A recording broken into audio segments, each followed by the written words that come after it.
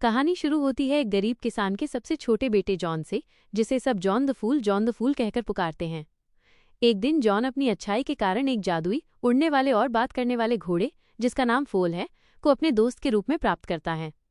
फोल थोड़ा छोटा और कुबड़ वाला है, लेकिन बहुत बुद्धिमान और वफादार है। राजा का द्वेष और फायरबर्ड। जॉन अपने इस असाधारण घोड़े को राजा को बेचने का फैसला करता है, लेकिन फोल केवल जॉन के साथ रहना चाहता है और इस वजह से अनजाने में राजा को अपमानित कर देता है। क्रूर और अभिमानी राजा जॉन से बदला लेने के लिए उसे असंभव काम सौंपता है।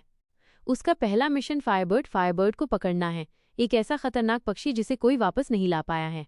राजा सोचता है कि इस मिशन पर जॉन मारा जाएगा। जॉन और फोल फायरबर्ड को खोजने के लिए जंगल में जाते हैं। जॉन उसे पकड़ने में सफल हो जाता है, लेकिन जब वो उसकी आंखों में आंसू देखता है तो दयालुता के कारण उसे आज़ाद कर देता है। वो सबूत के तौर पर फायरबर्ड का सिर्फ एक पंख लेकर लौटता है। जब राजा उसे मारने वाला होता है तो फायरबर्ड प्रकट होता है और जॉन की जान बचाता है, जिससे राजा का प्लान फेल हो जाता है। राजकुमारी और समुद्र का रहस्य। राजा का नफरत और बढ़ जाती है और वो जॉन को एक और नामुमकिन काम सौंपता है, जार मेडन या राजकुमारी चार मेडन को ढूंढकर लाना, जो एक बर्फीले पहाड़ पर रहती है।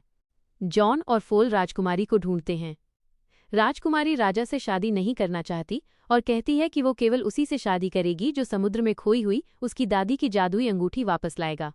राजकुमारी पहाड़ से कूद जाती है और जॉन भी उसके पीछे कूद जाता है। तभी फोल उड़कर उन दोनों को बचा लेता है।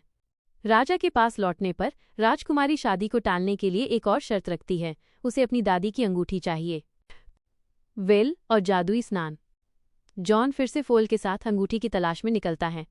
उन्हें पता चलता है कि अंगूठी एक विशाल वेल के पेट में फंसी हुई है, जिसे जादुई जंजीरों से बांधा गया है।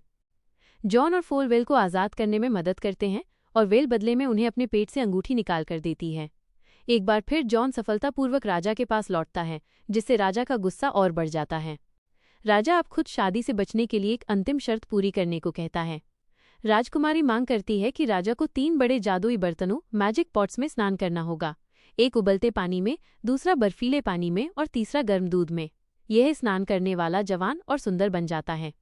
शक के चलते राजा ये परीक्षण पहले जॉन पर करवाने का फैसला करता है।